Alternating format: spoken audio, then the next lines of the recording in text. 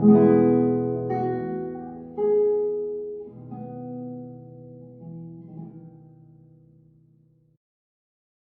everybody, so in this video I'm going to be running this Cephalid Breakfast deck through a Legacy League on Magic Online. And this is a pretty standard breakfast list, but I wanted to talk to you about the deck a little bit and some things that are a little bit distinct or more of a choice. So obviously Cephalid Breakfast revolves around using Cephalid Illusionist and Shuko or Nomads and Core to mill your whole deck, and then use Dread Return to cast Thassa's Oracle.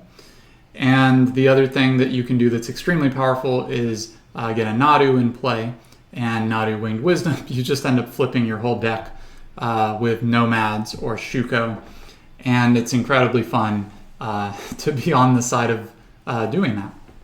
Now, apart from that, this deck has a bit of a third axis, which is Tamiyo and playing a fair plan that has to be answered. Tamiyo really feels like a card right now that if you don't answer that card right away, the game's going to snowball out of control.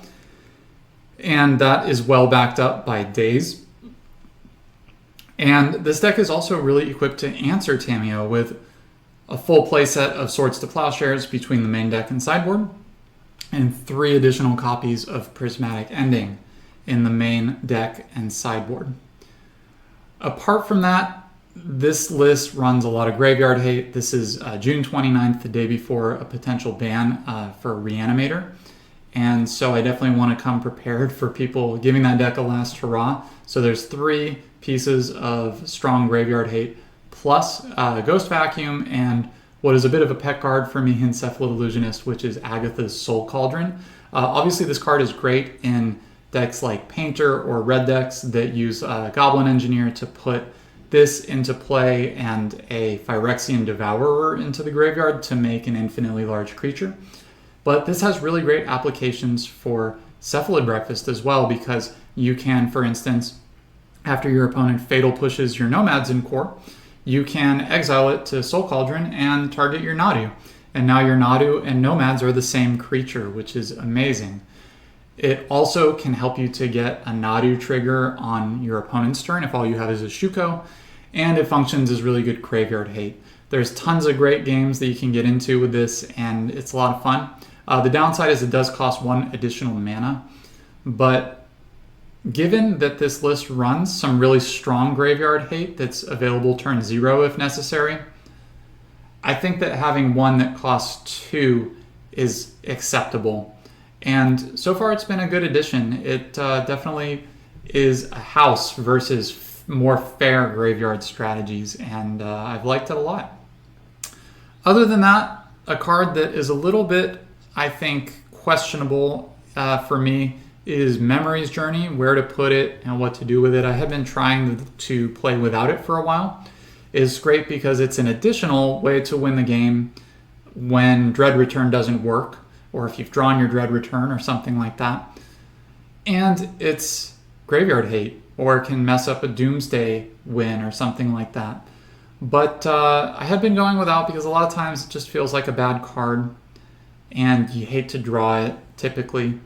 But I'm trying it again because it does add a good layer of protection to the deck. And when you know that you have Memory's Journey and situation calls for it, it's really great. Against a deck like Painter, for instance, it means that if they go for the grindstone kill, that actually you just win the game because you can Memory's Journey back Thassa's Oracle right away and win. So for those reasons, I feel like it's worth giving another chance to, and hopefully it proves its worth. But that is our list, and hopefully the league goes well. Here's our first match of the league on the play. And we're up against a Yorion deck. You can see the 80 cards in the library. And it always creates this moment where they have to reveal Yorion. So we are waiting on that. Alright, this hand looks good. It would be a turn 2 if not for Thassa's Oracle in hand. But it's definitely good enough to keep. My opponent says GLHF. I'll send that back. So We're going to keep. And probably just go basic island Shuko. That way we can threaten the turn 2 Oracle or turn 3, turn 2 Illusionist, turn 3 Oracle. And we'll find out more about what they're doing. They could be a blue deck, it could just be Death and Taxes. We'll see.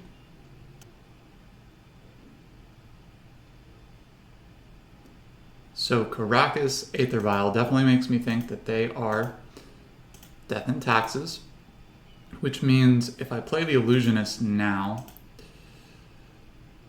I could just mill my deck right now. I have 52 cards in the library. It'll be 51 when I fetch, and 51 would mean you can divide that by 3 and figure out how many cards are left in your library, and if that'll work. So I think I'm going to play the Flooded Strand and fetch a Tundra. And I'm going to play the Illusionist, but since I picked up that Force of Will, I'm not going to go for it now. They might just scoop to this. Okay, so this is a blue deck.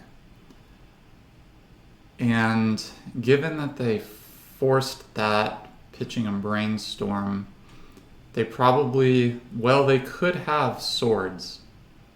So this is tricky. And I can't mill now, because if I mill now and they wasteland me, then I can't cast the Oracle. But I think this is worth fighting over. I'll pitch the Ponder and see what happens. So the Illusionist resolves, and we're gonna mill a bunch of cards here. All right, let's stop there. And now we just see what they do. A Wasteland might get me.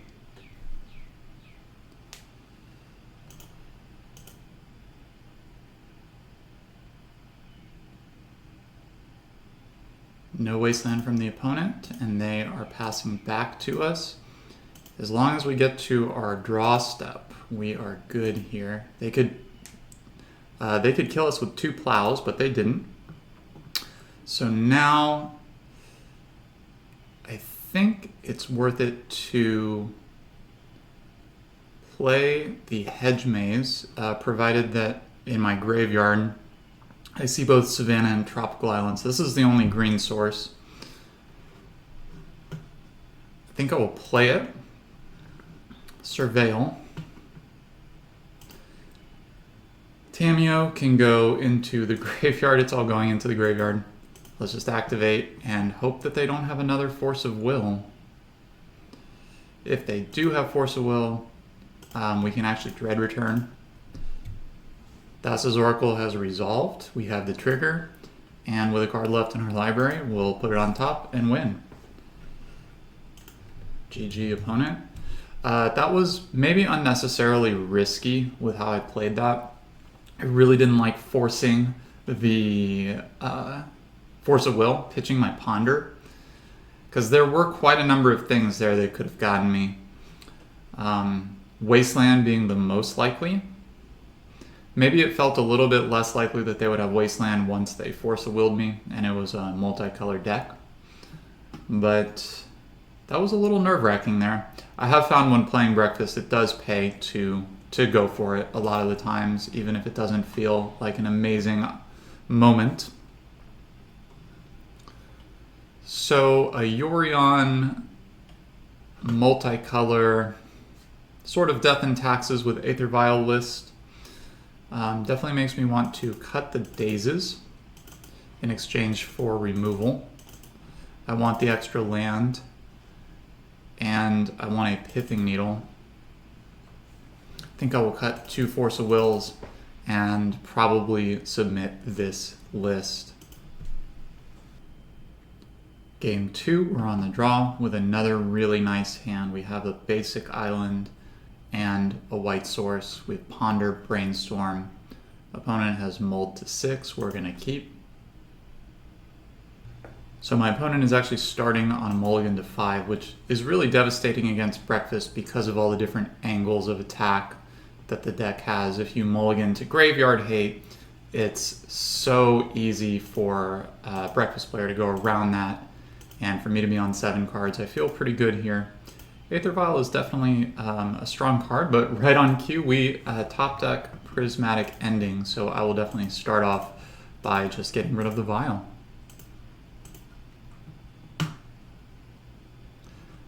That resolves, and my opponent is just left with 3 cards in hand, my goodness.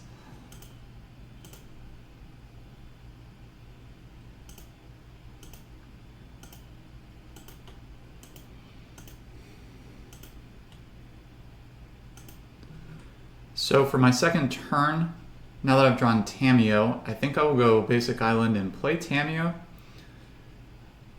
I really don't think my opponent will have Bowmasters, but if they do, being able to plow it would be really nice.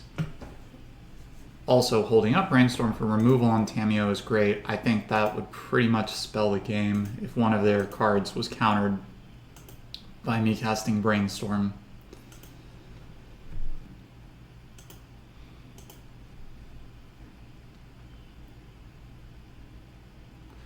Abundant Growth, all right. So they'll get to draw a card, and now they have a Rainbow Land. Really doesn't feel like that's strong enough for Legacy at the moment. So we do get to make a clue with Tamiyo. That's really great. Really feels like by the time Tamiyo attacks and makes a clue, you're pretty much winning the game. I don't even think I need to do anything here. I'm going to play Misty Rainforest and go.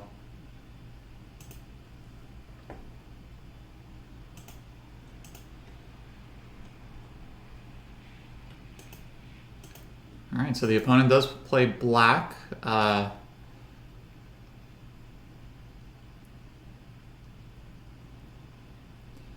So they've cast Prismatic Ending on Tamiyo, and unfortunately that's going to get blown out here. I'm going to go Brainstorm. They may have Orcish Bowmasters, but if they have that, then I get to plow it. So here's Brainstorm.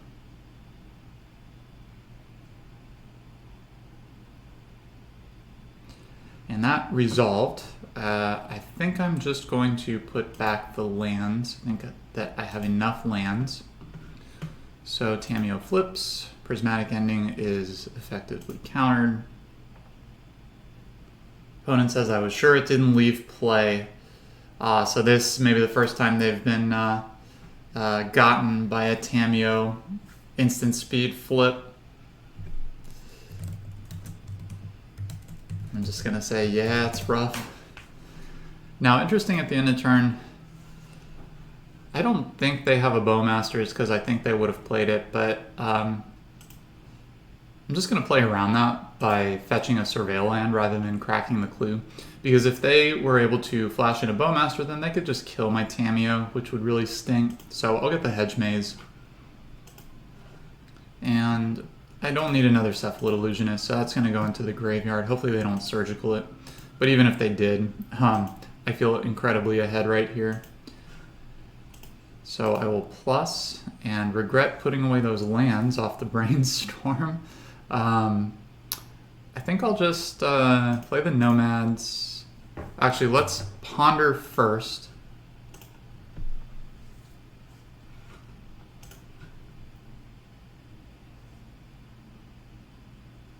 So they did have Orcish Bowmasters. Well, I'm glad I played around it.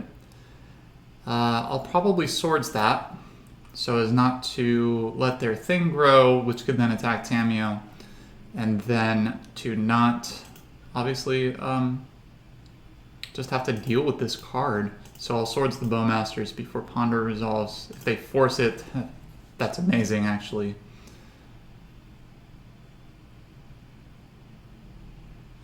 Okay, so we're going to get to Ponder without a Bowmaster in play. And a land is perfect. That will allow me to cast Nomads in Core.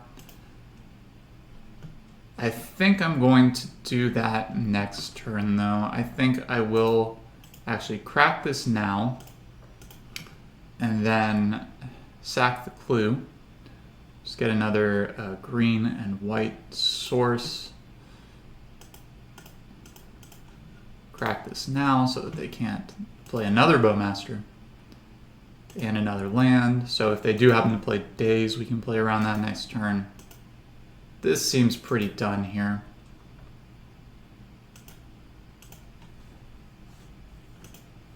Now, another line that I have available to me this turn is I can actually play the Nomads and play the Illusionist, and then as I am milling my deck, I can use the -3 on Tamiyo to pick up a Force of Will.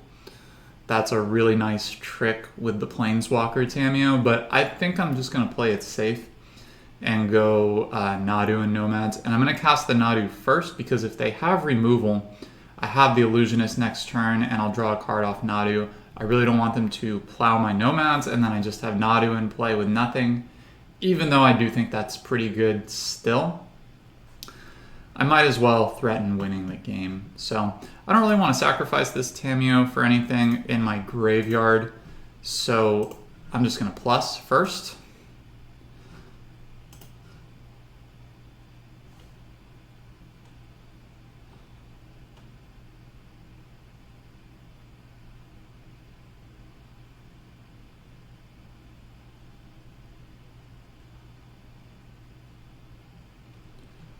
Next up, I'm going to cast Nadu.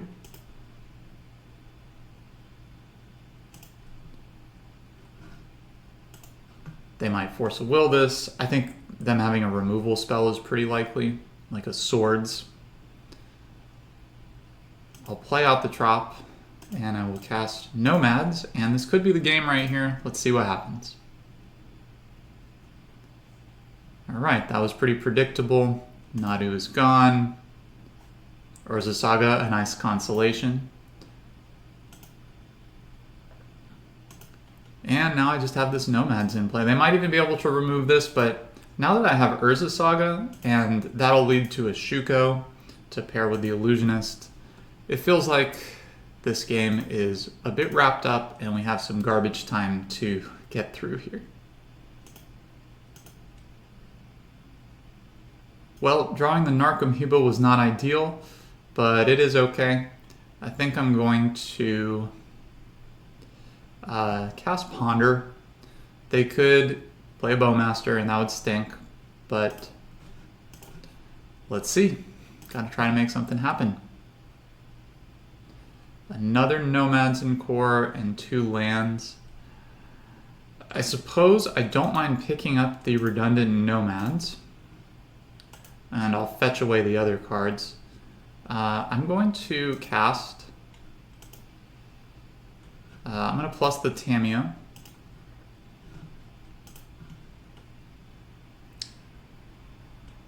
And I'm just going to say go. I'm going to see if they can answer this Tamiyo. If I get to draw half my library, that'd be great. Obviously, into an Orcish Bowmaster would be a complete disaster.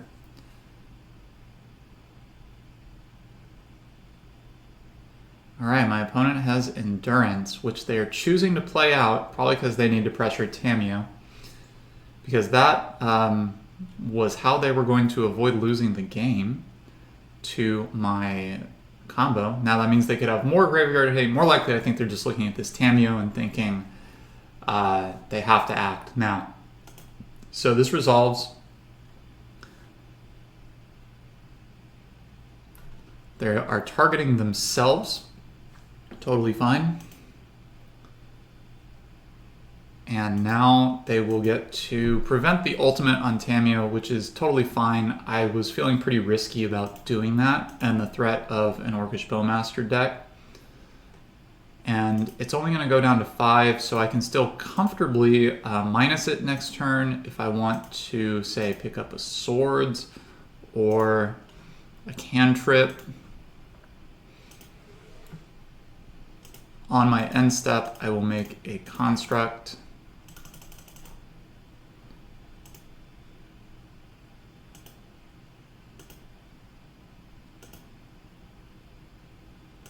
Drawn another land for turn, which is not ideal. I'm I'm going to make another construct and most likely just get a Shuko here.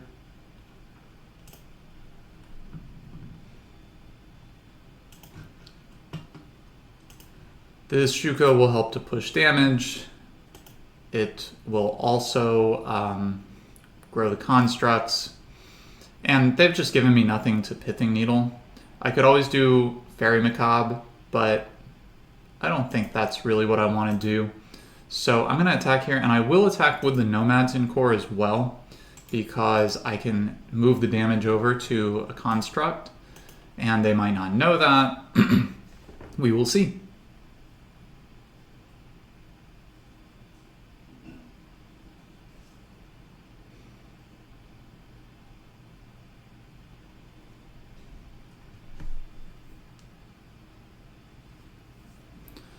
They may have Swords to Plowshares and chose not to cast it. They did float a white and then untap their land. So I am going to minus the Tamiyo here and get Swords to Plowshares, because that will allow me to clear the Endurance if I want and proceed with my plans. If I don't answer the Endurance, then what ends up happening is I just end up with the same loyalty on Tamiyo forever.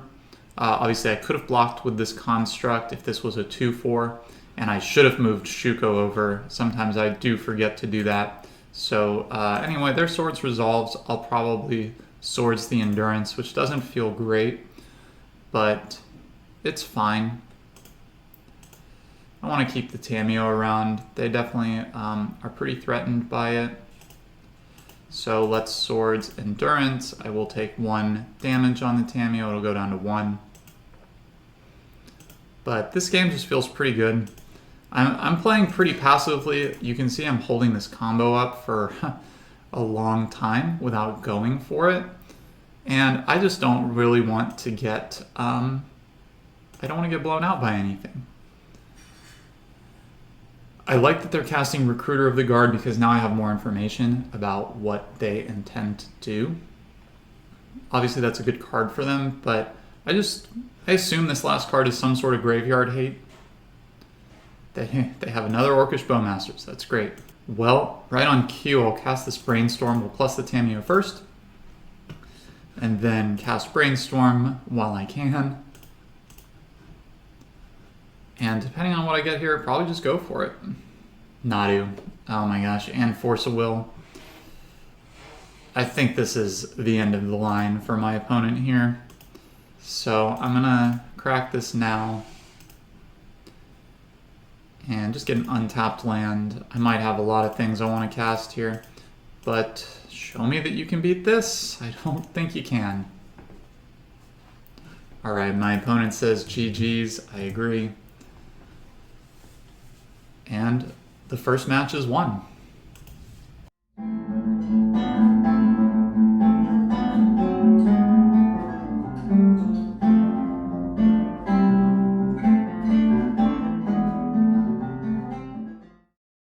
I am on the draw in match 2 of this league with a hand that looks pretty good. I have Force of Will and can pitch the Narc Amoeba. Got a Brainstorm, lands, and a Swords, so hopefully this lines up well against my opponent's 7-card hand. My opponent is playing a Dark Ritual off a Bayou into my Force of Will. I am going to let this resolve. It would stink if they went Thoughtseize and then something else, but that's usually not what happens. So let's see what... Oh no, it's exactly what happened. They are targeting themselves with the Thoughtseize. So this is a Reanimator deck, and this is where the Force of Will gets pointed. So hopefully that wastes the rest of their mana. It did, and likely they won't be able to do anything for quite a while. So always make sure you check where this Thoughtseize is being pointed, because sometimes they point it at themselves. I certainly would have let that resolve had it been pointing at me. But that was not the case. So Ponder found Daze, amazing.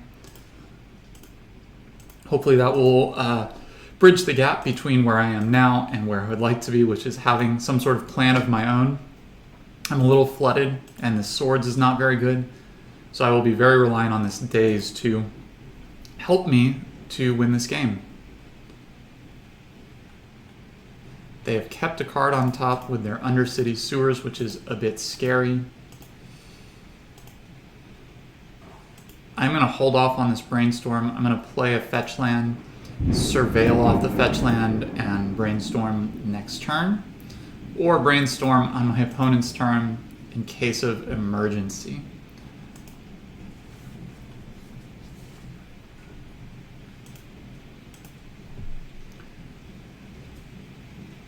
It's a nice rainy day here in Houston. You might be able to hear the rain behind me. Alright, my opponent is casting Unmask, pitching Archon of Cruelty. They have 3 cards in hand. One of them is almost certainly a reanimation spell of some kind.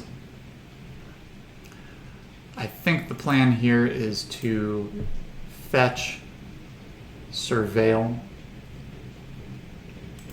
do Hedge Maze. Cephalid Illusionist is definitely a good pickup. I will keep that on top. But I will cast this Brainstorm to attempt to hide anything good, so that Illusionist is very likely going right back where it is now. Okay, those were good pickups, so I'm going to ditch. This is close because I don't think I'm going to need all those lands. I don't really want Swords to Plowshares, but I also want to hide Cephalid Illusionist. Maybe I don't need to hide Cephalid Illusionist because there's the Nadu. And getting rid of a bad card might just be better. Since I don't have the combo piece to pair with these, I think I will keep both in hand. Actually, I'll hide the Nadu because they could reanimate the Nadu, which I would really prefer not to happen. So we're going to put Misty Rainforest on bottom, followed by Nadu, and see what they can do.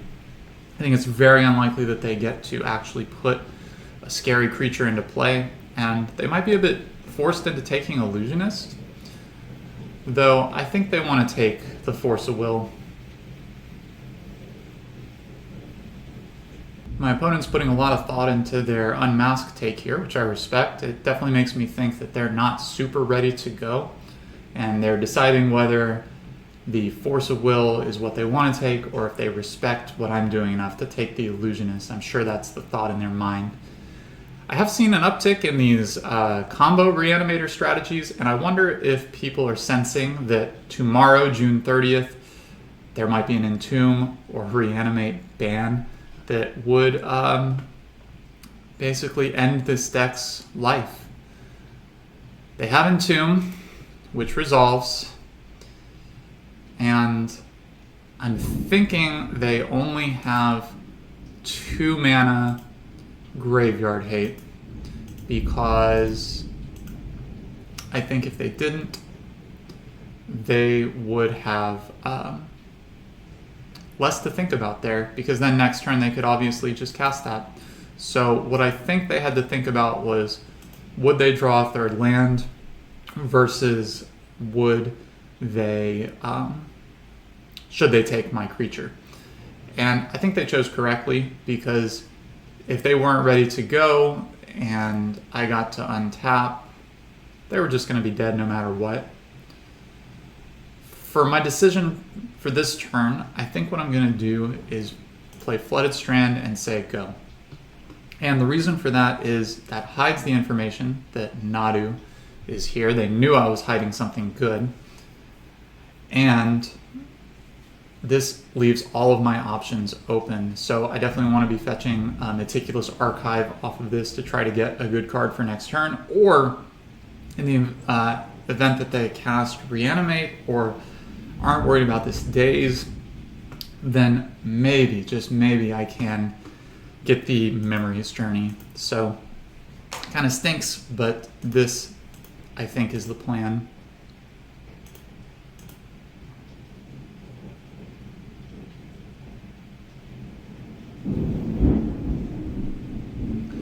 Alright, opponent is casting Animate Dead into the known days.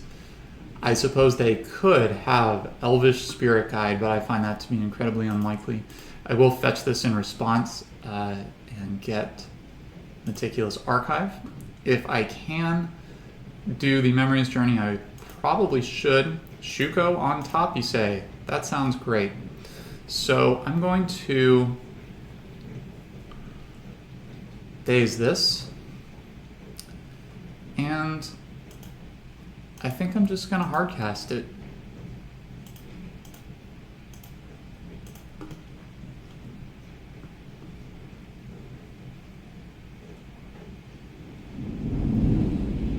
Well, I suppose you have to try. I think my opponent got really impatient there, though. I think that was incredibly foolish, and now they're dead. And my opponent scoops to the casting of Shuko. Thank you. Well, post-board, I'm pretty ready for this. I have 5 pieces of Graveyard Hate, so those are all coming in. Force of Negations will come in as well. And Swords. I would not typically bring in Swords versus a Reanimator deck, an all-in deck. I mean, if I have to Swords a Gristlebrand, that's not too good. But a lot of times these decks do Chain of Smog. And the decks that do Chain of Smog, well, you kind of want Swords for that. So I'm going to basically trim anything that's kind of a fair plan. I really don't think they're going to have any interaction for what I'm doing. And so I just have to stop them and then execute my own combo. So Tamios will come out. Plains will come out. And I still have 5 cuts. I think I will actually cut Dread Return, Narcomoebas, and 2 Illusionists. So I won't have the Cephalid combo. If they have any form of disruption, it would be something that could stop that. And I would rather respect their juke than to threaten something that they could disrupt. So this is, I think, the very best Nadu deck I could present. Having thought about that a little bit more, I will remove 1 more Illusionist and bring in a Tamiyo. This way I have 1 Illusionist to draw to and the Oracle, so I can, if I have those in hand, mill that. We'll see if it comes to that. I think this is a good strategy. Game 2 on the draw with sort of a heartbreaking hand because it has the Graveyard Hate and I can cast it. It has Dazes but no Island. I don't think I can keep this. Thankfully my opponent is mulled as well. This hand is much better. My opponent is mulling to 5 at least, and I have plenty of things to say about what they might want to do. I'm going to keep this in bottom Tundra, and I will not be losing the game anytime soon, thankfully. Turn 1, I'll definitely play the Ghost Vacuum if it's still in my hand, off of a dual land. And they're just starting with an Undercity Sewers. Great. They did keep the card on top. If they have any graveyard strategy, it's really shut down at this point. And next turn, they could have a Dark Ritual that could allow them to do the Chain of Smog combo. But I have the Daze, so that would be 4 mana to execute that. So I feel pretty safe about getting to untap again. And I think this just seems pretty wrapped up already. I have to say, winning game 1 against a Reanimator deck feels great because after sideboarding, I'm going to be much more prepared for what they're doing. Really, it's a deck that tries to get you off guard game 1, and that didn't happen game 1, thankfully. So I'll get to Surveil here, probably off of Meticulous Archive. You really don't need more than one green source.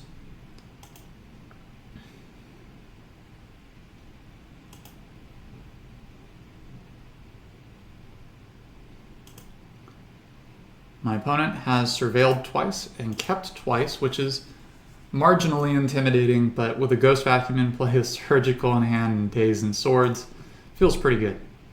They tapped their Mortuary, so Chain of Smog, very unlikely. It'll be very interesting to see what they take. If they take the Days, I might have to worry about a Show and Tell, which would be scary. And they did in fact take the Days. Wow, there's a lot of thunder and lightning outside. It's a nice cozy day. So I'll get the Hedge Maze actually, despite what I said earlier. This will allow me to, maybe in a few turns, Nadu, but also be holding up Memory's Journey, who knows. I don't need another Swords. They Thoughtseized me and didn't take my Swords, so that definitely tells me that they're not too concerned about it.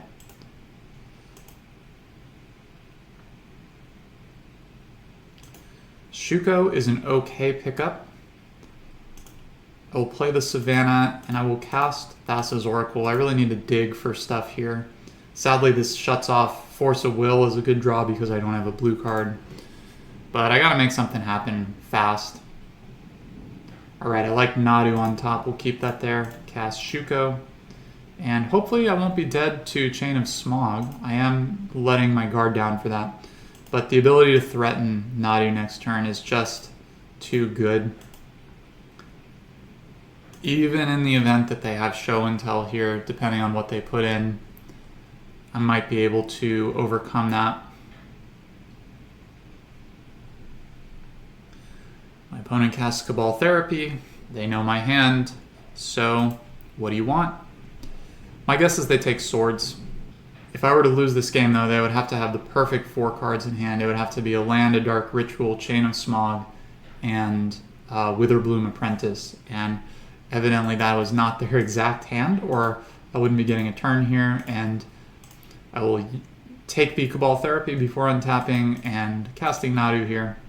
It's going to feel pretty sweet. They would have to have Force of Vigor or something like that. They might even scoop. They did not scoop, so we get to do what I consider the most fun part of playing this deck, which is comboing off with Nadu.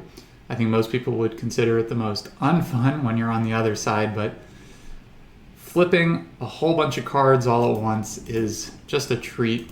As someone who used to play a lot of Glimpse of Nature Elves, this is a nostalgic feeling for sure, and those were a great set of cards. I'll re-equip the Shuko to Thassa's Oracle and attack. It's a little inefficient on my Shuko equips there, but who cares?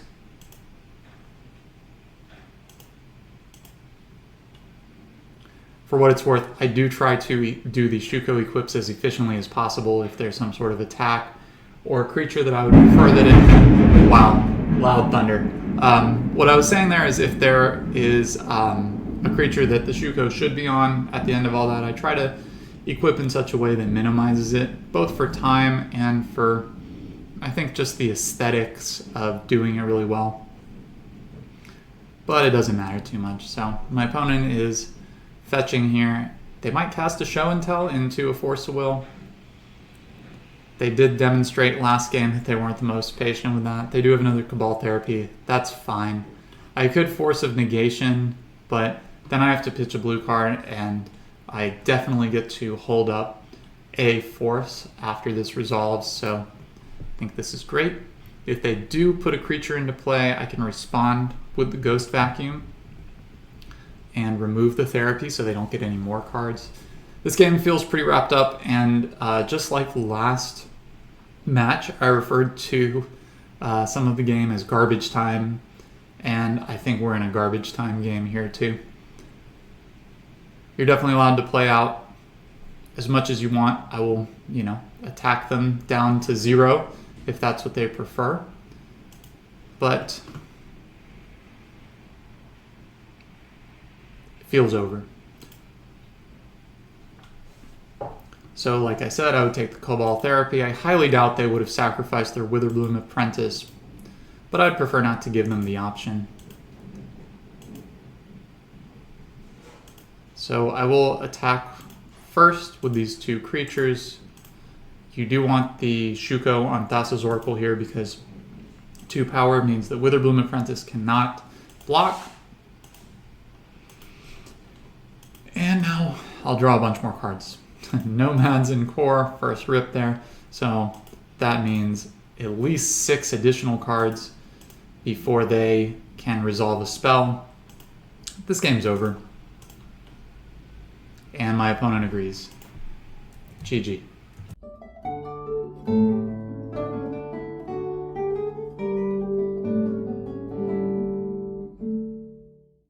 I am on the play for match 3 of the league, and I have a really interesting hand here. I have 2 Force of Wills, I have Illusionist, and I have a Root to Shuko. But I have no blue source, which means that these brainstorms can't be cast. This is a really intriguing hand. My opponent has red Stompy and Eldrazi in their history on MTG Goldfish, and when in doubt, I always like to check that. Though I don't do it every single time I play because sometimes that can be misleading or you can trick yourself into keeping something bad. But given that this is red Stompy potentially, I think this is a keep because the double Force of Will get rid of whatever it is that they could put into play. Blood Moon being the worst possible scenario. I'm not worried about Chalice on 1. I'm not worried about Chalice on 2 because I have Cavern of Souls. The only thing I'm worried about is a Blood Moon. I think I'm going to keep it, with the plan being to actually start with Urza Saga, try to end the game as quickly as possible. My opponent has kept 7 as well, so hopefully this all-in double Force of Will hand will get the job done for me.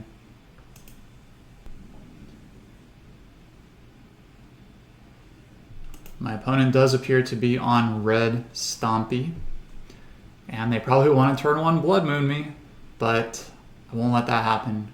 Broadside Bombardiers is totally fine, because really I just want to prevent Blood Moon from happening. I don't have to play the Oracle until I'm actually trying to win the game. And the only thing I'm really concerned about here is if they're able to cast something that can do enough damage to me to kill me within their next couple turns. So I'm going to let the broadside go. Hopefully that's not a regret, but it should be good. I'm at 18 life. They'd really have to get quite aggressive to kill me, like maybe even throwing that Chrome Mox right now, but I think it's fine. Oh no. I drew Thassa's Oracle. That's pretty devastating there. And that is the risk that you run when you play a deck like this.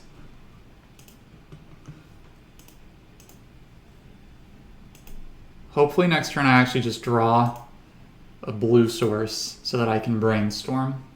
But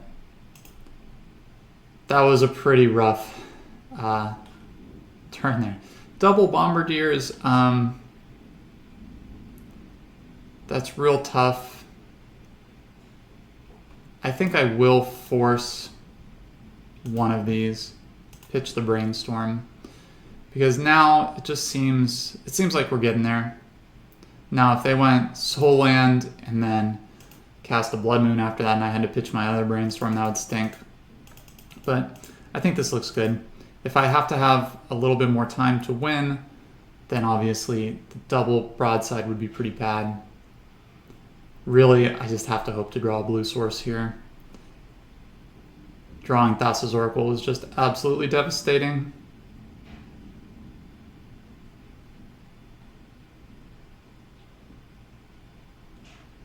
Wow. Well, I drew Thassa's Oracle one turn, and that sucked, but now I get to put it back. So we get Shuko, Flooded Strand, fetch.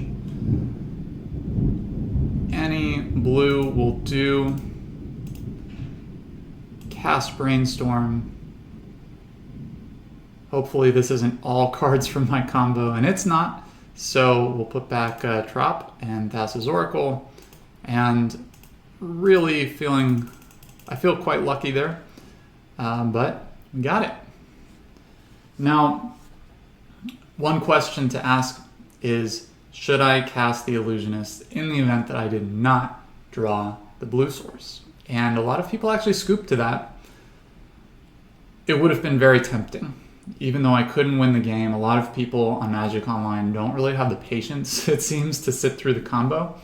And I guess my advice to anybody out there watching this who plays against Cephalid Breakfast players is make them combo you, because a lot of times some card is in hand, and back when Cabal Therapy used to be a card in this deck, that mattered less. But now, you know, it's much more likely that it's a bit of a bluff.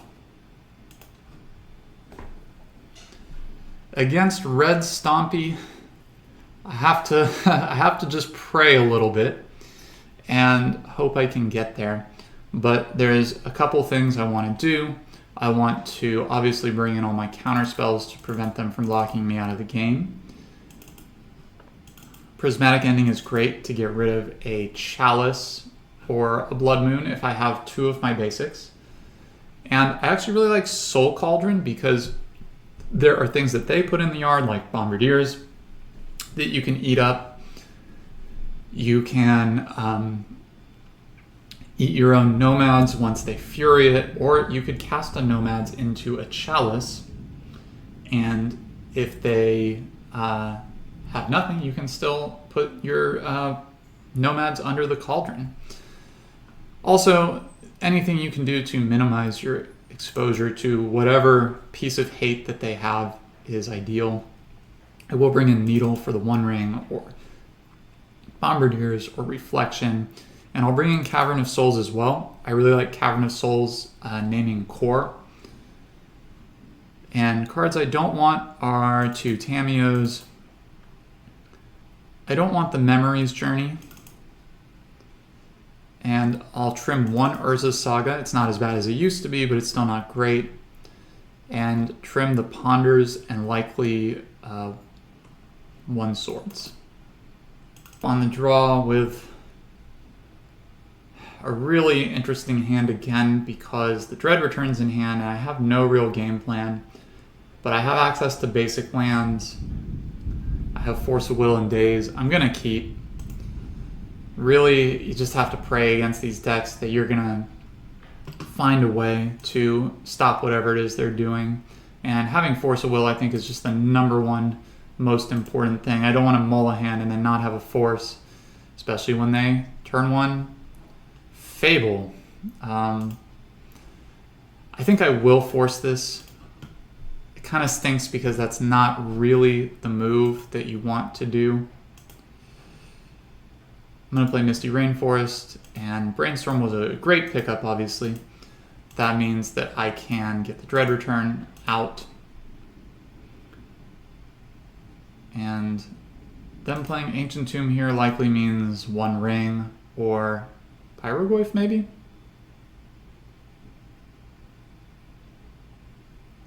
Another Fable. Alright, well, you got it. I would love to Surveil here, but I just can't afford to. Thassa's Oracle, so that could end up being okay this time in hand, but definitely not what I was looking for. Alright, so I'll put back Dread Return, I'll put back Hedge Maze, and Thassa's Oracle will be my blue card for Force of Negation. I'm going to play Flooded Strand so I can fetch a Plains, and that way I don't have to worry so much about Magus of the Moon or Blood Moon.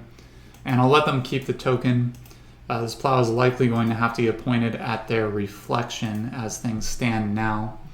And maybe we have a chance. They are near Hellbent, running out of options. Bomba. Okay, well, I guess that's what I'll end up swordsing. So we'll do that now. I definitely don't want them to attack with it and then be able to throw something. So this is not a great situation here. I definitely am not loving my hand relative to what they have. They're about to have the Fable. But as long as they are only making copies of the token, I think it's okay. They already have their mana underneath them, so it's not that big of a deal. And I think I will play Urza Saga. That means unless they Blood Moon me this turn, I could actually be the recipient of one of the new rule changes where I could make constructs forever if they're not careful. It would at least allow me to cycle my way through this. And this can also fetch a Needle on Reflection if that feels like the correct play. This is a close one.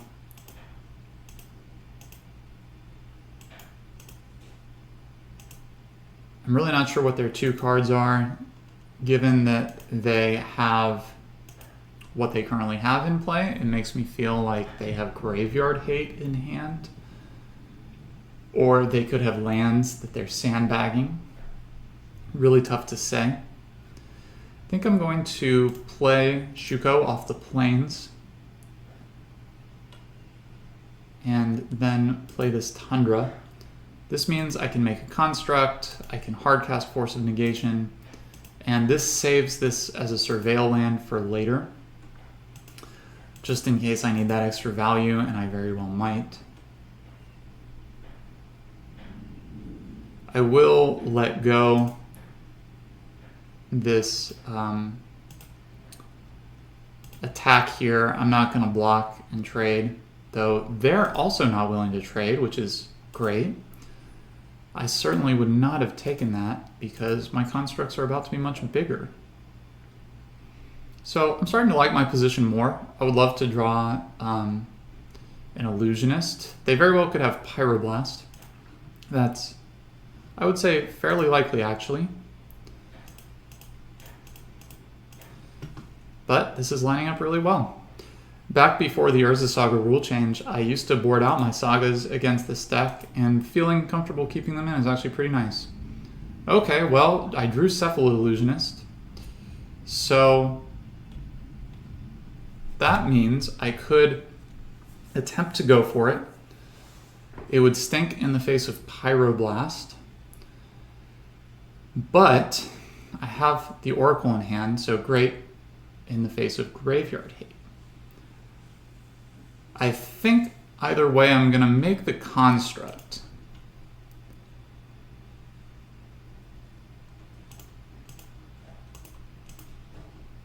And this way I have a strong plan B. I'm going to get Pithing Needle and name Reflection of Kiki Jiki. So any shenanigans related to that are done. And I'm going to attack first, see what happens. Maybe they Pyrokinesis this, and then I just get to win. But they didn't. So an interesting decision here is whether to play this or not. If I do play it, it opens the door to a Fury, which I don't want. But I also would like to just see if Pyroblast is part of their hand. If they have to Pyroblast my Illusionist, then it means that, you know, if they One Ring next turn, they might not have the Pyroblast to back that up. And I think I'm going to test them. They might also just scoop. So I'll get Tropical Island, play Illusionist, and see what happens.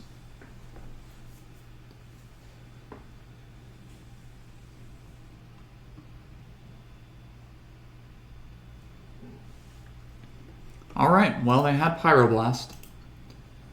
So now we just have to beat them with two constructs. I think this is the second time this league that I did not equip my Shuko over to the untapped creature. I don't think that matters greatly here. Trinisphere. I think Trinisphere is fine at this point in the game. I have my mana underneath me. If they very next did something like Blood Moon, that would stink, but not really that much. So I think this is a good place to be.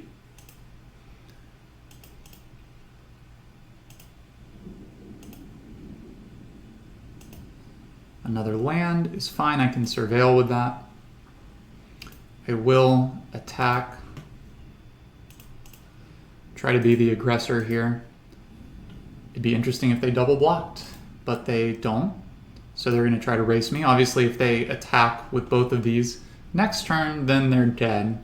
So I'm liking this. We might have actually escaped with a win here, but let's see.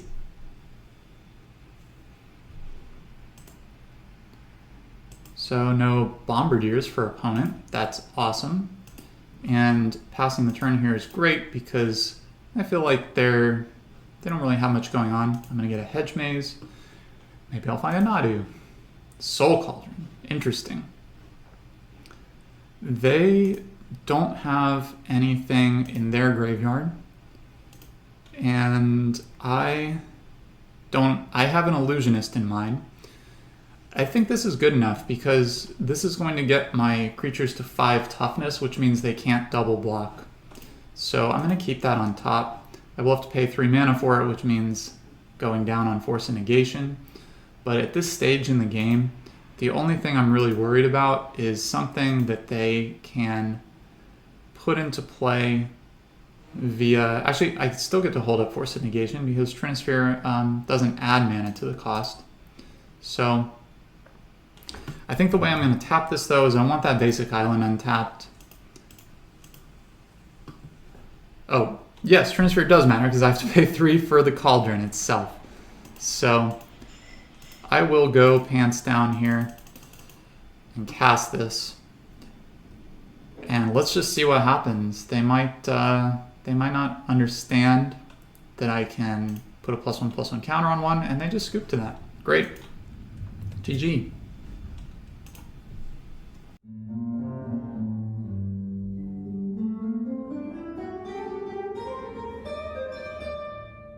I am on the play for match 4. I've definitely played this opponent a few times before. I think they play some sort of control-y blue deck. It could be Reanimator. This hand is really marginal, but I think it presents enough that I can keep it. I think I'll start on the fetch land with the plan being to surveil and just hope that we're settling into a bit of a slow game where Urza Saga is really good. My opponent mulled to 5, so I hope I remembered correctly about what they play. I could have looked it up, but chose not to. If they did mull to 5 and they're a control deck or something like that, it's pretty devastating. But a nice speedy deck, or a speedy hand would have been, I think, the way to punish that.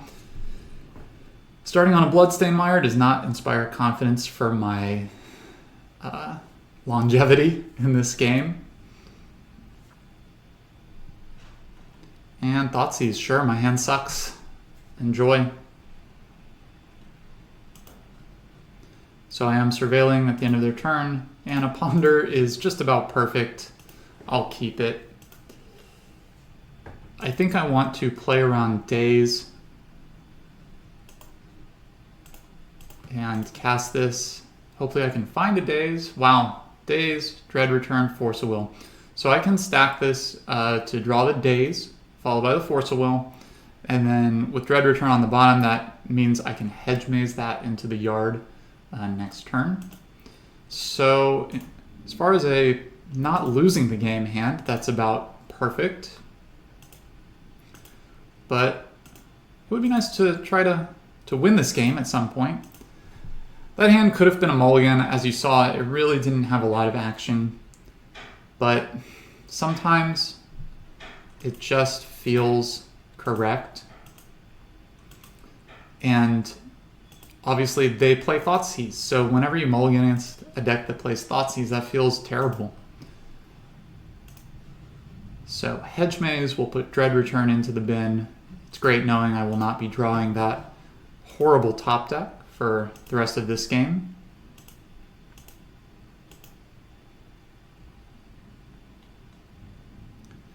My opponent has a Bowmasters. I think that's worth dazing.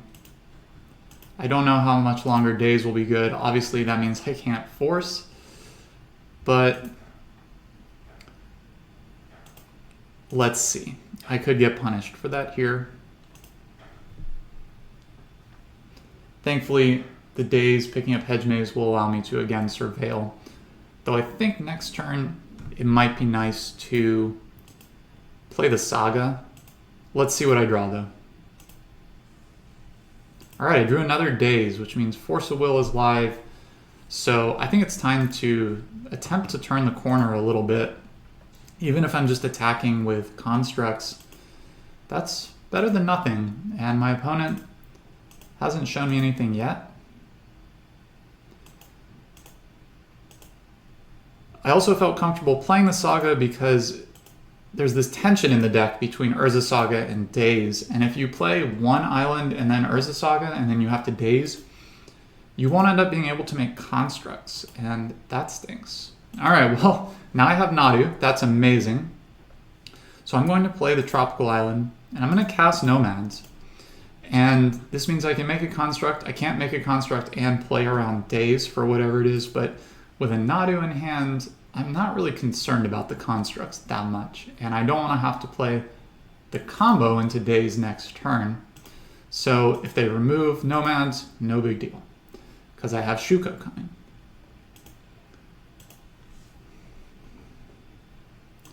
Alright, my opponent is saying go yet again.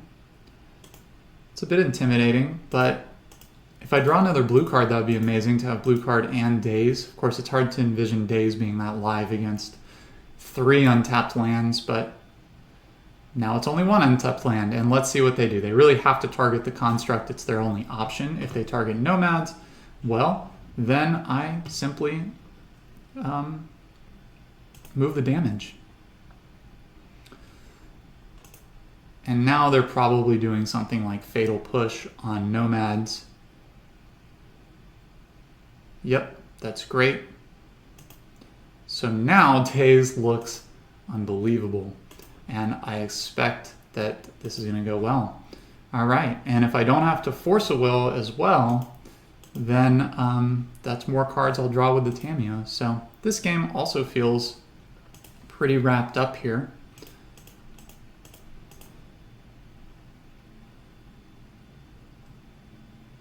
My opponent casts Force of Will, which will be blown out to the extreme with this Daze. Doesn't really matter which land I pick up.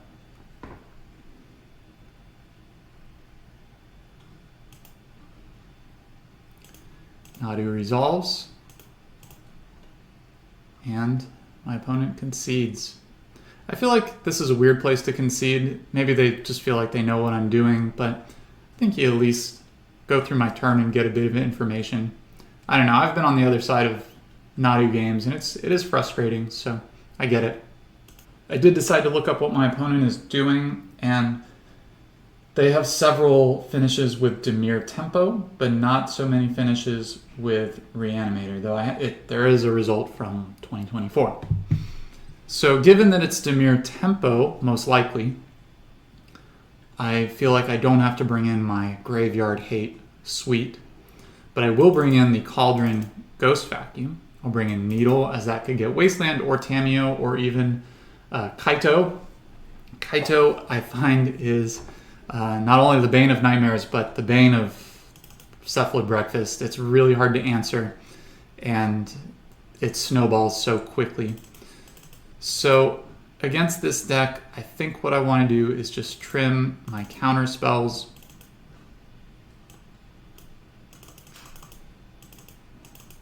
And I think I want to take out the Memories Journey for a Tamiyo.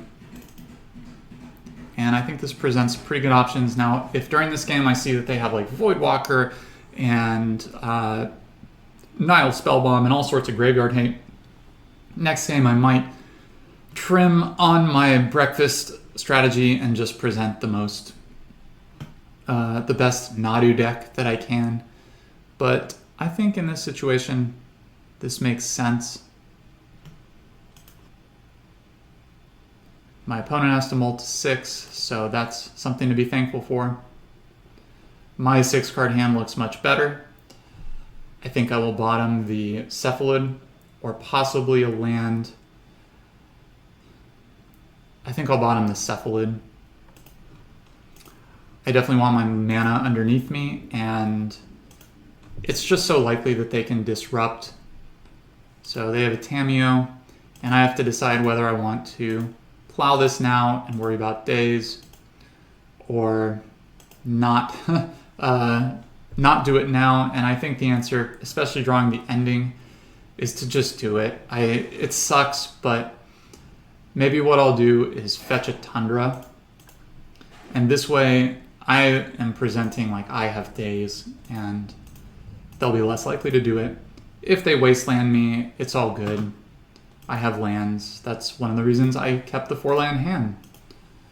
And with both basics in hand, my mana will be underneath me, and I have to fetch duels at some point, so it's fine. I do get wastelanded right away, and they have no follow-up, so that's good. And I found Cephalid Illusionist, so that choice to bottom that card is looking pretty good. I'll play an island and say go. This way, I'm continuing to represent days, and hopefully that's something that they choose to respect, especially after Game 1 had that blowout days.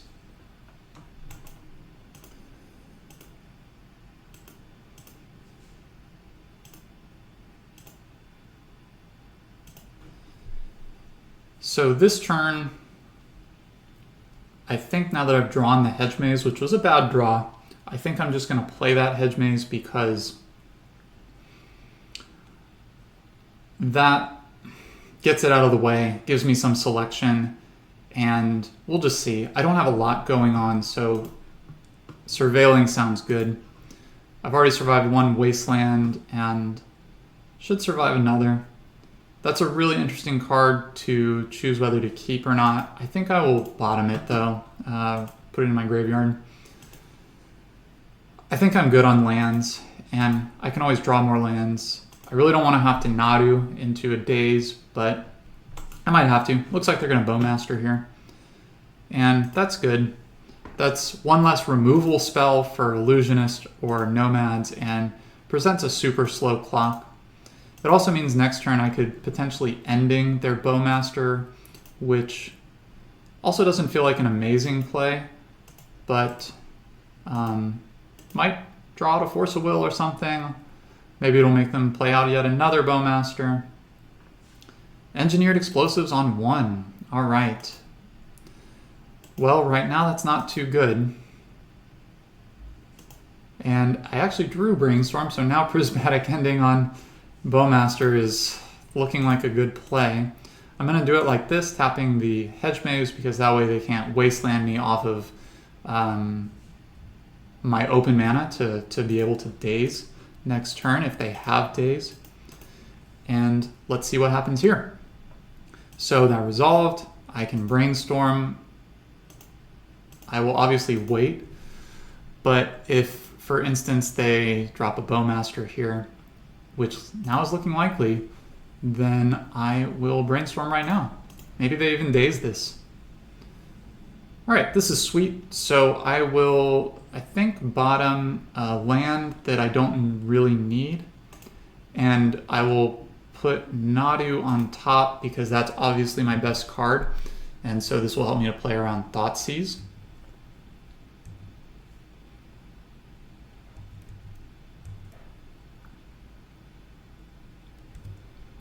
My opponent plays a Surveil land, which I'm guessing was their draw for the turn, but could have been a card they were holding.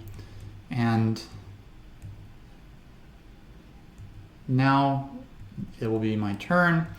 And I'm faced with an interesting decision here, which is whether to get the party started on the Saga and draw the fetch land on top, or play the fetch land, guarantee, or rather do what I can to get a better draw next turn and wait on the Saga. And I think that's what I'd like to do.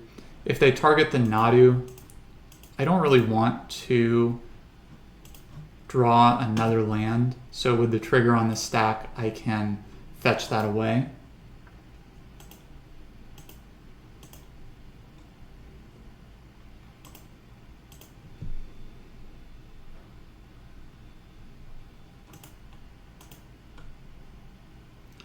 So my opponent does attack here, which suggests to me that they most likely have another Bowmaster.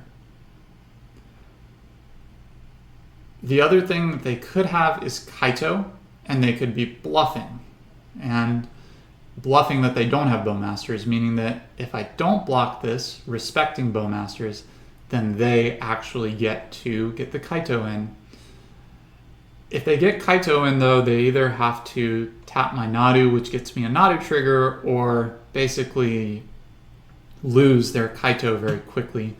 So with that in mind, I'm going to respect the possibility of a Bowmaster and not block. Okay, they have a Nethergoyf, which my Prismatic Ending will be able to handle. And so I'm choosing to assume that their last card is Orcish Bowmasters. It's really the only thing that makes sense based on how they played, unless they're simply bluffing. Alright, I drew another Urza Saga, and I'm going to play the Saga, and it would stink a bit here to have this happen, but I'm going to play Cephalid Illusionist. And if they do have Bowmasters, like I suspect, then they can kill it. I do get the trigger though. And then once they play the Bowmasters out, then this 3/3 can't attack into my 3/4. I'm going to hold the Prismatic Ending. Obviously the Prismatic Ending can hit any one of their threats, but maybe there'll be a better threat like a Barrowgoyf.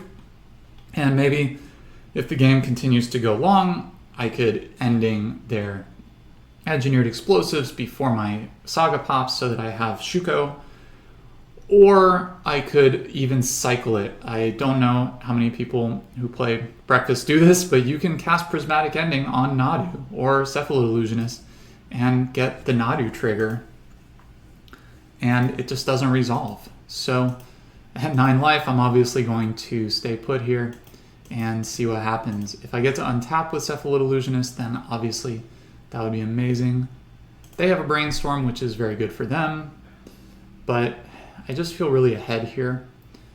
And they have to answer really both of these things because the Illusionist is also threatening to win the game if the Saga pops. Obviously, if the Saga pops, I have to choose next turn to Prismatic Ending the Engineered Explosives because the Shuko only goes off at sorcery speed.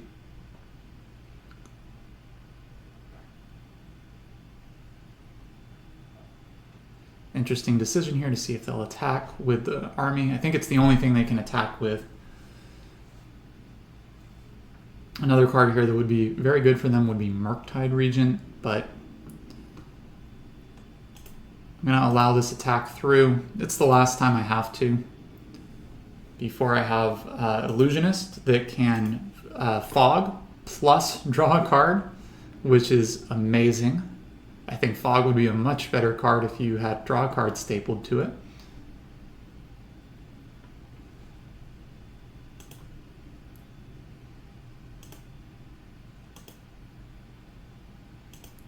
Ponder.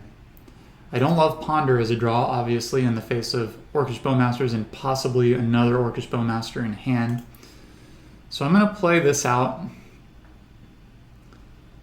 And I think the plan is going to be either ending this, or I can make a construct and needle this next turn.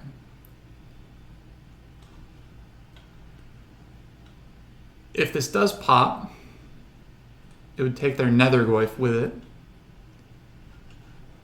But I think I'm gonna Prismatic Ending this. I actually, I guess they cast it for 2, but I didn't need to tap 2. Doesn't really matter, but that was obviously a blunder there. I'm going to keep holding my creatures back, and let's see what they do this turn. obviously drawing Shuko next turn is going to be very good for me. And they likely will now have to, if they have that Orcish Bowmasters, like I've suspected, it now has to get pointed at Illusionist, which maybe means Nadu could even block. But I would like to block with Nadu, and then maybe they don't realize that. Maybe they go for it, and then with the trigger on the stack. Okay, Wasteland, very good for my opponent. If they Wasteland, I probably just let it go, do nothing. I don't think I make the construct because I do want to activate the Illusionist. I think that's just going to be better than getting a 1/1. And really, I think this Wasteland just buys them a little bit of time. At my low life total, though, it is starting to get a little bit risky here. So definitely some blocks are going to happen this turn. We'll just see what I block and how that ends up working out. So they're trying to push some damage. So I think what I want to do is block here and block here. And depending on how they flash in their Bowmaster, presumably, I have options. So if they flash in their Bowmaster and ping Nadu, then I can target Nadu. If they don't do anything, I don't know. Let's just see what happens. But I'm definitely getting at least one card, if not two cards, off of this exchange. And probably killing one of these things. Alright, there's your Bowmaster. Let's see what you do with it. They target Nadu. I draw a Cavern, I'll name Wizard. So that's going to happen. And now they have a 3/3, so I'm going to lose my Illusionist here, which sucks. But I'm not going to lose Nadu. And now I get another Nadu trigger.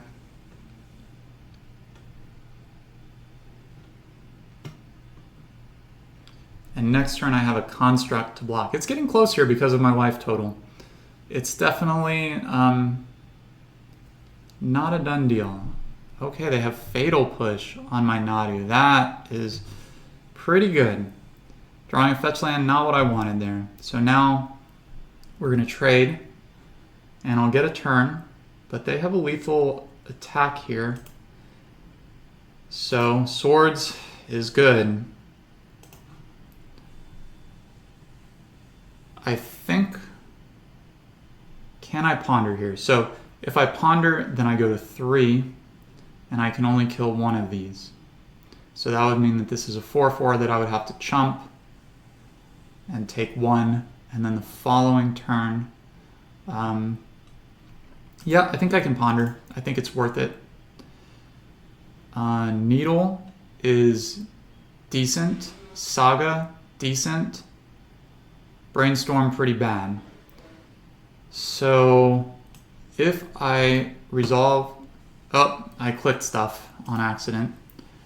So that's fine.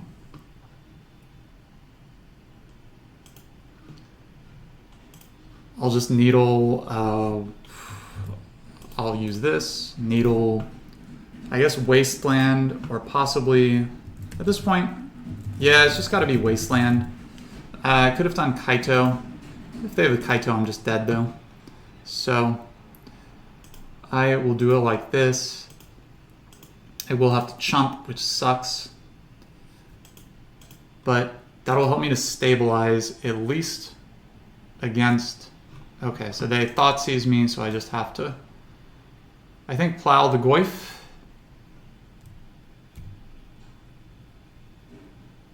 Then they lose 2 life for nothing, and I chump, and I'll get another turn. I think I'm supposed to fetch and get a fresh draw. Man, I feel like this game should have gone better. It's been really close.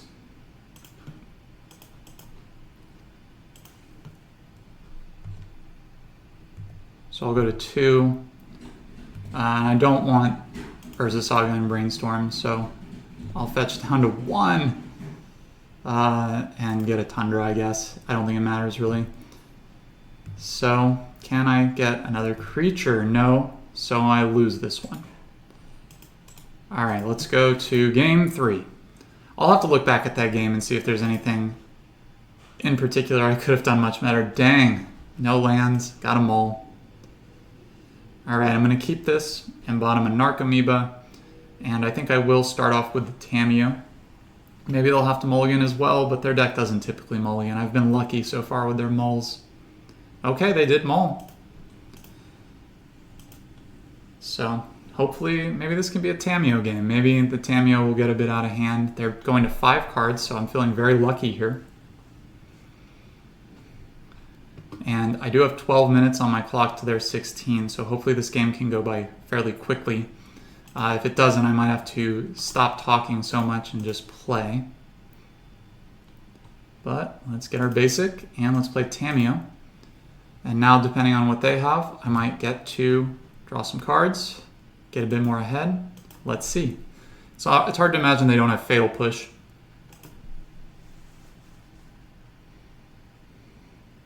Sure, Fatal Push, F6. All right, so I think I'm going to play Saga, Needle Wasteland,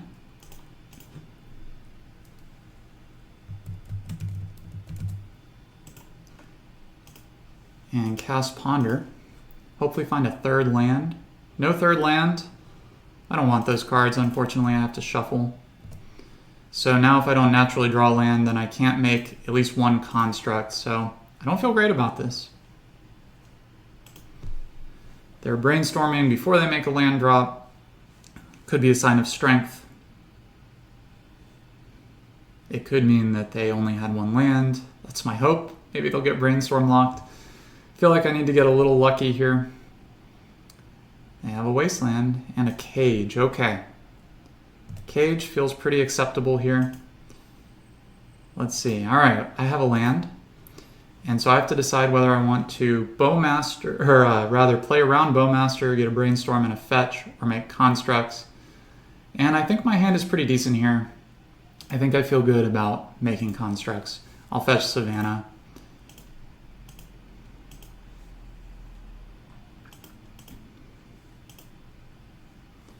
And the constructs already play around Bowmaster. They play Thoughtseize. Yeah, I'm going to stick with my plan. So they take the swords. And no follow-up land. So they did Brainstorm lock. I guess that was pretty obvious in hindsight because there's no way you play a Wasteland when it's needled after brainstorming, unless that's your only land. So hopefully these big constructs can get there. Another fetch land is great. I think the fact that they took the swords, though, instead of the brainstorm makes me think they do have Orcish Bowmasters. Good question here about whether to get Shuko or Ghost Vacuum, and I think the answer is just Shuko, so that if I do draw Nadu, I have that. This pushes damage just a little bit more. I'll play out my land here in case they have like Dismember or something, and I could daze it. Of course, they know my hand, so let's see. Let's see if this is good enough. The goal here, if they do have Bowmaster, is to actually force them into chumping with the Bowmaster to stay alive. If they ever tap out of it, obviously I'm firing off this Brainstorm immediately. But let's see. Cavernous Souls, nice pickup. I'm going to feel amazing if I draw Nadu. Okay, they're playing Bowmasters. And I did cast the Brainstorm in response, so oops. But I think that real soon here they're going to have to chump with it. And then I just keep my card. And they're chumping with it right now. Amazing. Yes. That was absolutely the best case scenario. I think that was wrong. I think they were supposed to. I think they were supposed to let me get through with one. All right, I don't love these lands that I've drawn. I think with the cage, I'm going to keep the Narcomoeba in play. And possibly, no, I won't cast it here.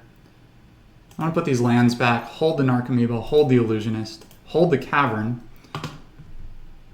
and I'll Surveil. Maybe they find another fetch land here, but things are looking not great for my opponent. I don't feel amazing because I'm on pretty low resources. If they found Engineered Explosives, that would be pretty rough. Of course, if they EE for 0, I still have Shuko and Needle. If they don't have Dismember, then they go down to 3 here, and I have 2 lethal attackers for the next turn. I'm going to get Meticulous Archive. I think my green is already underneath me. I would love a Nadu. Please let me draw Nadu. Brainstorm. That's also pretty good. So let's attack first. Though there's an argument to brainstorming first and getting an artifact. An artifact in play would take them off of a fetch land. If it was Shuko, it could have been lethal. So that could have been a mistake to not do that pre-combat. Nadu. All right, so I'm going to put the Narcomoeba on bottom, put the Hedge Maze here. Sadly, with Cage, this Narcomoeba won't enter, but this should pretty much wrap up this game because I'm going to draw a zillion cards here. They hopefully will just scoop to this right now, but plenty of time to win the game because now there's 3 lethal attackers and I will have so many cards in hand. Yes, I get the trigger, but it won't enter, so I'll just say no. And now we have fresh draws. Always yield to Shuko. And I will get to be efficient on it here because I want it on Nadu in the rare chance that they would have something with haste, but all right, we got there. GG. So I'm 4-0, and I'll play for a trophy. That's exciting times.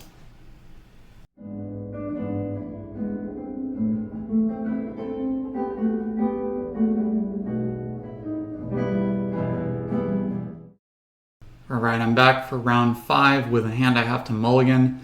I had to wait over 6 minutes in the queue for this match, and I always feel like when I'm 4-0 in a league and playing for a trophy, like I have to wait longer. It's like MTGO is trying to ice someone playing for a trophy. All right, I have to mulligan this. And oh my goodness, I think I have to mulligan this as well. My opponent, I looked them up, looks like they play a lot of Tempo, Dimir Tempo. So putting stuff back sucks.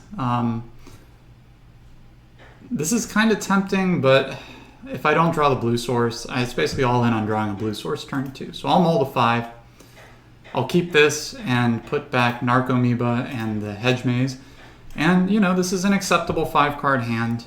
Maybe my opponent decided to play a deck that turn 1 tries to win the game and will lose to my Force of Will, but it doesn't look like it here. Maybe this Daze will end up being pretty good. Nadu's a great pickup. So I think the best case scenario is that they entomb end step and I Daze it, and that significantly slows them down. Undercity Sewers is not that, but man, they've been to Brainstorm, so their hand's pretty good, or maybe it's just full of cantrips and they need some action.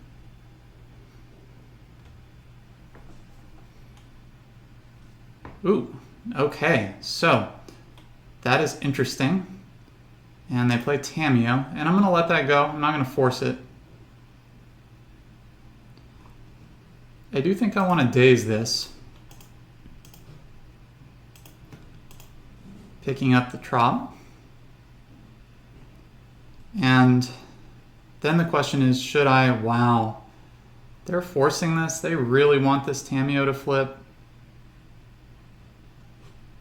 So I'll let the force resolve. I will brainstorm. Maybe this is a mistake, but I kind of want to use my mana. Okay, so now I do want to force it, pitching Illusionist, because then I can swords it, and then they were really all in on this Tamiyo. So I'll put back the lands.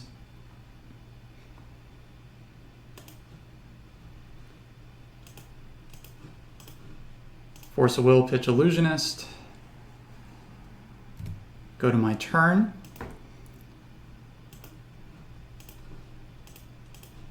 Swords your Tamiyo. Definitely didn't have to worry about daze there because they would have dazed my force. They might have even dazed the brainstorm. But now let's see what they do. They do nothing. And I am definitely confused over what this deck is with the Soporific Springs. I don't know if that's even how you pronounce that. I'll play out the Trop because they know about that land already. And next turn I get to cast a Nadu. And that feels pretty good after mulling to 5 and having to force something. They might have drawn a Force of Will or some sort of removal. I definitely just have no idea what's going on. I guess I knew I was drawing Illusionist already. Let's play Nadu. I know this plays into Daze, but I don't even know if they're a Daze deck. If this resolves, I feel pretty decent. They're doing something. They're playing Orcish Bowmasters, okay. Well, I'm glad I didn't play Illusionist instead, because now Nadu is bigger than this, and they can't attack. The question is, should I attack when I get to my turn? And I guess that's a question for later.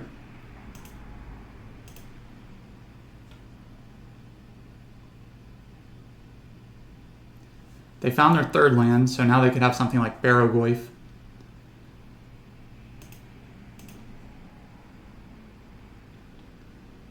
My opponent has chosen to attack here. I think because they can't double Bowmaster, they could have Kaito. This could fetch a red source and they could bolt Nadu. If they have Kaito, it's again the situation where they have to tap Nadu and give me a trigger, or they have to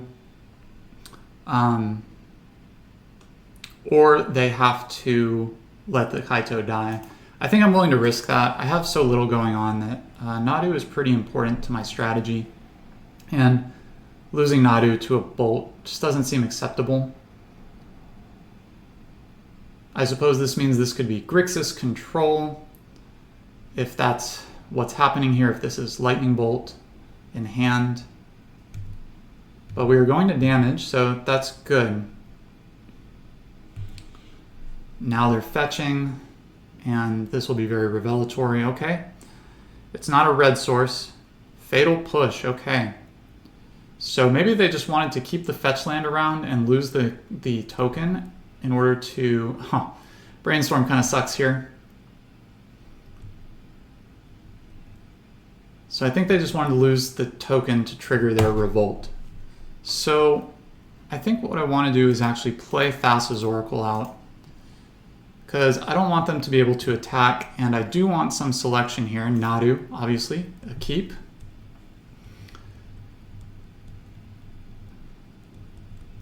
And I think playing the second Nadu is just going to be the game.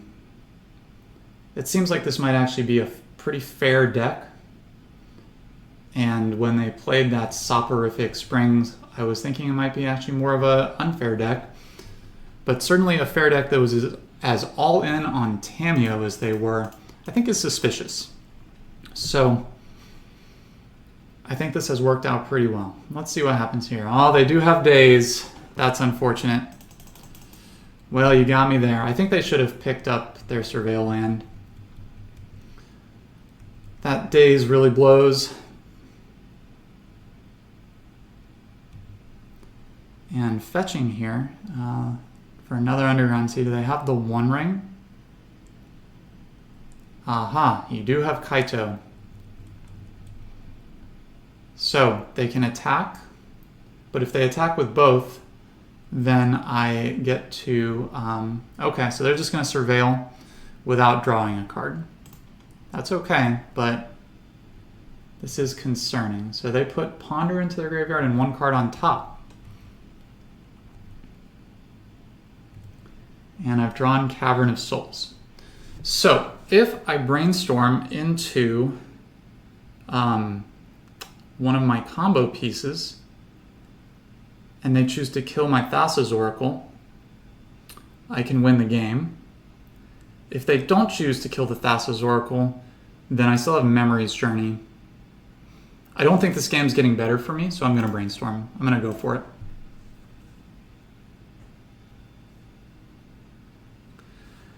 All right, well, not what I was hoping for, but Nadu is a decent consolation.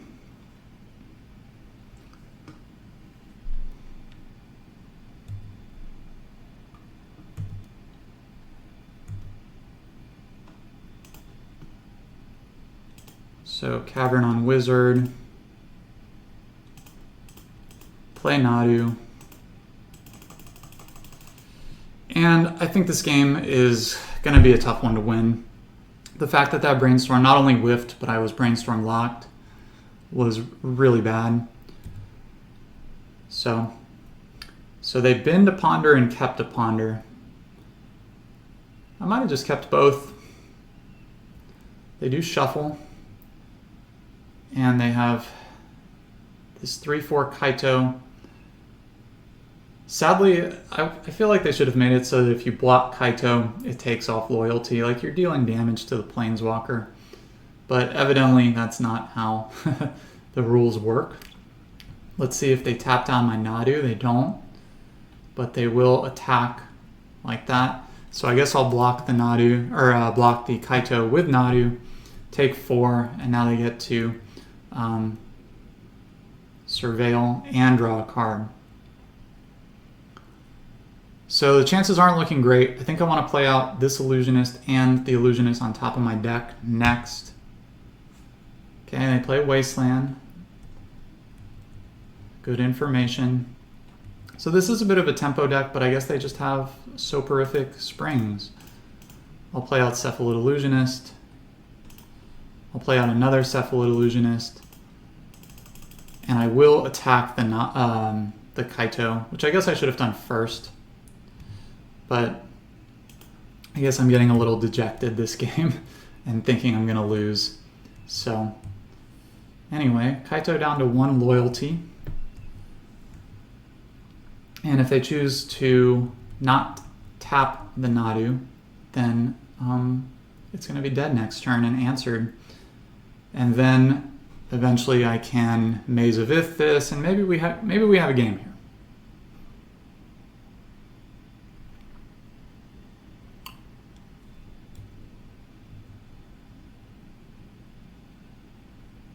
So they attack with everything, including Bowmasters.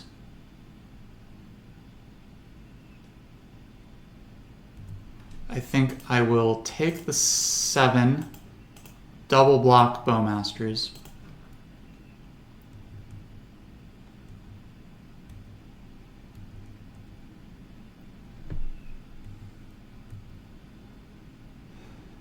And now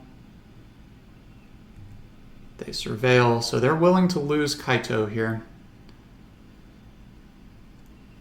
But the damage might already be done. They're going to have 3 cards in hand. This deck has a high density of removal spells. I think next turn I have to attack with both of these creatures at Kaito.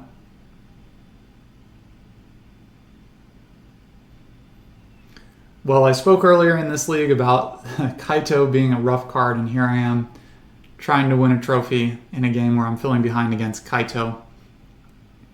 So, oh gosh, 2 cards on top of the library. That is not good.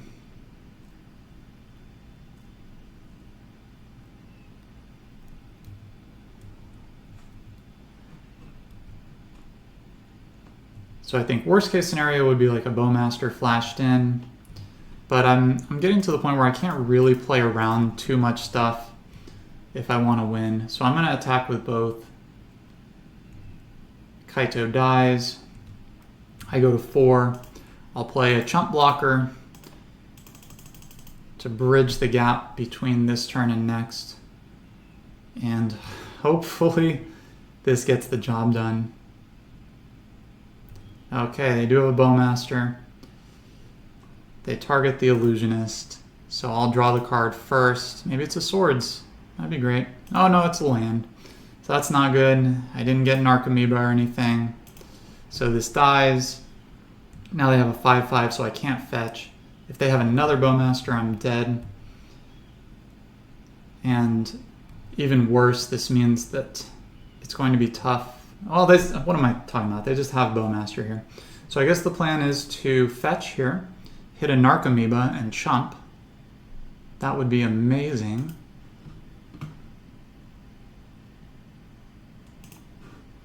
Alright, I'm not going to show them anything. I'm going to concede.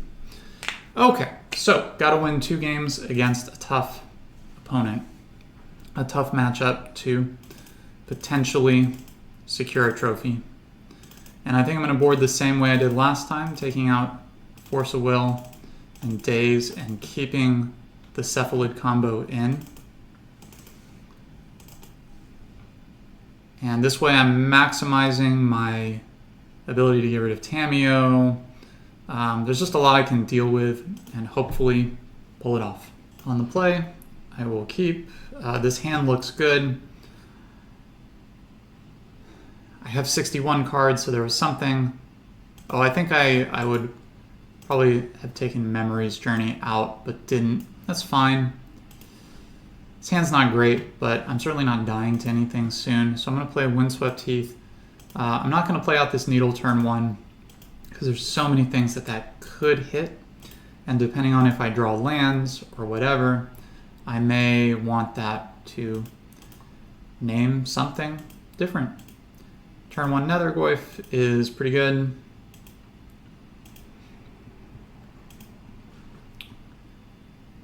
Turn 3 Nadu. Now I think I do want to Needle Wasteland. And I'll play that around Daze. If they force, it makes me think they definitely have a Wasteland, but they didn't. And now I'm going to fetch another Tundra and ending this. It's a good question to ask whether to Swords this or ending this, but I think that because I have maybe bigger things I need to worry about, like I do think this deck might play Barrowgoyf. I think it's worth it. If they have a Tamiyo, I can pressure it with Nadu, but it would be pretty bad this turn if they played Tamiyo and flipped it. If they Thoughtseize my Nadu, that would stink. But starting with a Ponder here is pretty good for me. Honestly, it's crazy the state the Legacy's in that you see someone cast Ponder and just think you dodged a bullet. Because Ponder is an incredible start in most scenarios. All right, so we're drawing all the shitty cards here. But that's how it goes sometimes. At least Nadu is the best card that I could have, and casting it uncounterably feels good. They can't push it this turn, and depending on what they have next turn, they might not be able to push it again. So this feels okay. I don't feel great, but I feel okay. No fetch land means, again, they can't push unless they do something in between. Oh, Shouldered's Edict. Oh, and I was just thinking in my head that was the thing I needed to dodge. So now we're in a pickle for sure. Unless you top deck Nadu right away. But they seem to be surgicaling it. So hey, Memory's Journey in my hand. That's nice. Target myself, target all these cards. Came in handy. I wonder if they force. Well, alright. This kind of stinks. It's a shame I didn't get Tropical Island off of that fetch land. But typically I feel good with one green source. So definitely a missed opportunity there, and that could end up being the game in the match. But this opponent is very aggressive with the things they're willing to force, and hopefully that comes back to haunt them. If they're able to untap into a Kaito, that's going to feel like the ball game right there. And it might be a situation where I have to play out this Narcomoeba. So, yeah, they're fetching. They probably have Kaito right now. Yep. All right, this looks pretty bad. No Nadus in the deck, so pretty much have to win with the Illusionist combo. Drawing Shuko is a good step towards that. It means I should play out the Narcomoeba, and this can actually pressure the Kaito when combined with the Shuko. So this is not a great spot at all, but there's just the slightest glimmer of hope. But I need to find something really soon, like probably top deck a Cantrip or Illusionist next turn.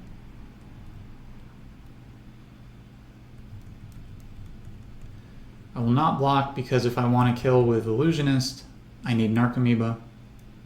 I need the bodies in play.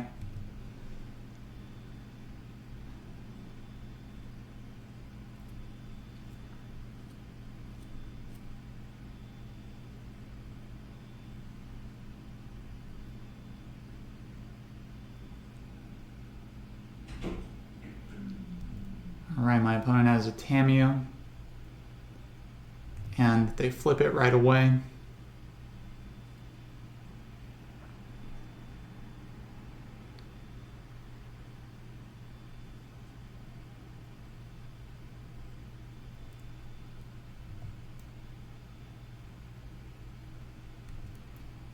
That also means the Narcomoeba really isn't as good of pressure, but I should still attack with it because I'm not blocking with it. I draw my own Tamiyo, which I suppose could be somewhat okay. This Tamiyo can pick up like a surgical or something. I'll probably attack the Tamiyo. I really don't have much going against this Kaito. So really, I think what it comes down to is top decking Cephalid Illusionist pretty much immediately. This game looks pretty out of reach, to be honest, but I'll play it out, obviously. With a trophy on the line, there's no reason not to.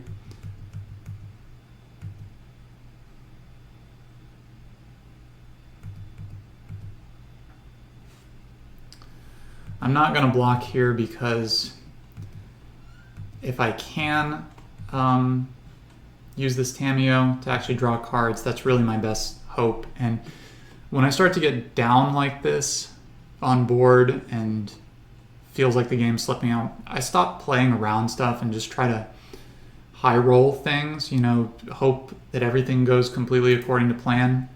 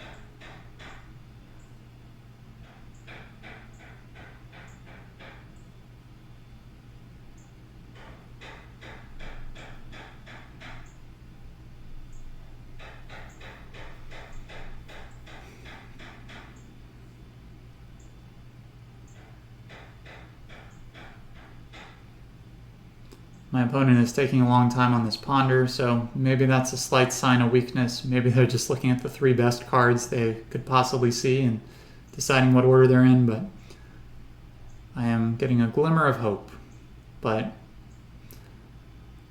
I think this is pretty rough. They did shuffle that Ponder, and they have a Wasteland, but that cannot do anything. And I'll probably attack the Tamiyo again because it's doing just the slightest bit of work to keep them off of, say, ultimating or possibly returning a card, but now next turn, unless, say, I draw another Shuko, which I don't want, they will be able to recoup one of these cards, such as Surgical Extraction, which would take me off my combo. So they're going to have 3 cards in hand, and it feels like this is basically it right here. I think even in the event that I top deck Cephalid Illusionist, it's pretty unlikely. So we'll just have to pray. I don't love the Brainstorm they just cast there, because obviously that Brainstorm locks them. I suppose there's something they could have played at sorcery speed that they would have wanted to play.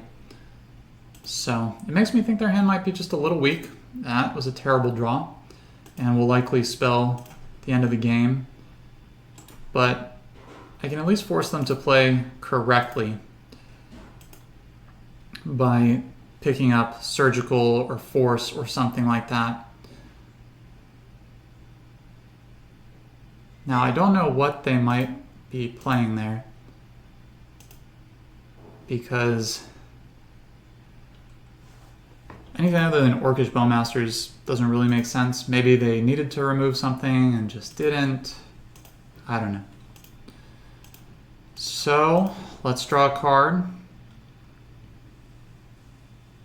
Here comes Orcish Bowmasters, I guess.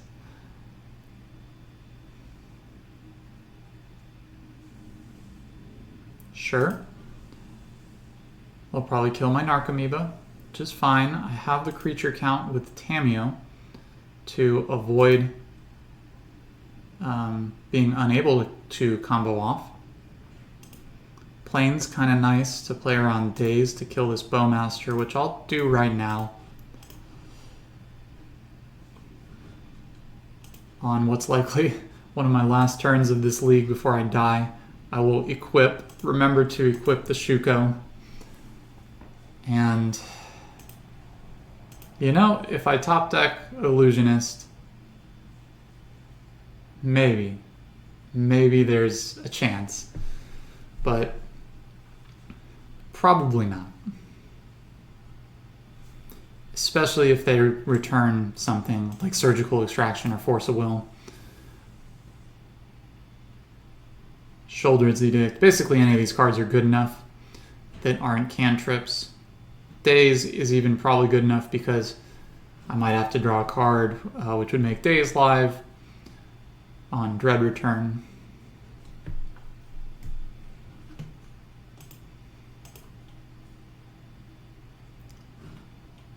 I think I will Swords the Orc Army. That could buy me one more draw step.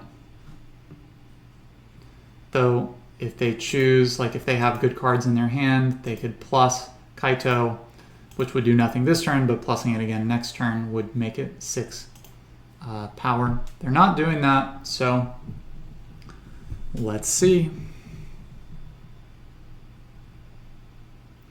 I think they're sequencing correctly as well to Surveil first and then do Tamiyo, not only because they get more information about what they might want, but they might be able to bin a really good card that they could pick up.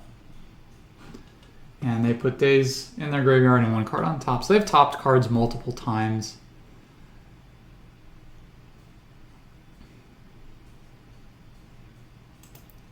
Force of Will. Yup. So I suppose one hope that I could have is if, say my next card is Illusionist, I can finally get back the Memory's Journey. I can cast that. So I won't tap the Cavern. Playing on a Bowmaster here I think is particularly bad if they do that. Unless they have removal for Illusionist in addition to this. because yes, this puts lethal on the board, but it would have put lethal on the board even without this trigger. So brainstorm. So, I mean, we have to cast it. So, here we go. Do they have another Bowmaster? They do. So, I'll lose, but I'll see what I draw.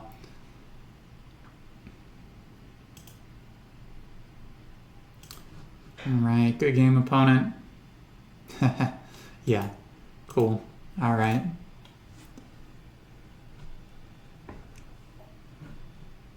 So that was not exactly what I was hoping for there. I think a trophy in my very first YouTube upload would have been asking quite a bit, but nearly got there, and definitely I think that made for an entertaining one.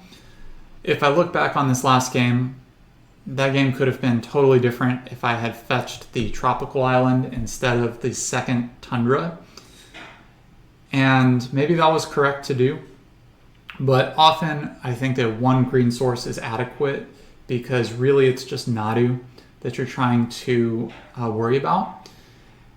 And I've been playing without Memory's Journey for a while. This is actually the first league that I've put it back in the deck for a while, and that is really the only other spell that requires green. And maybe that was correct to do. I would have to look back on it, but I believe that I did fetch that before drawing the Memory's Journey, and that definitely, I think, cost me that game because having that Nadu in hand was crucial to my game plan, and I never really drew another game plan. So anyway, thank you for watching, and hopefully I'll have another upload for you soon. Take care.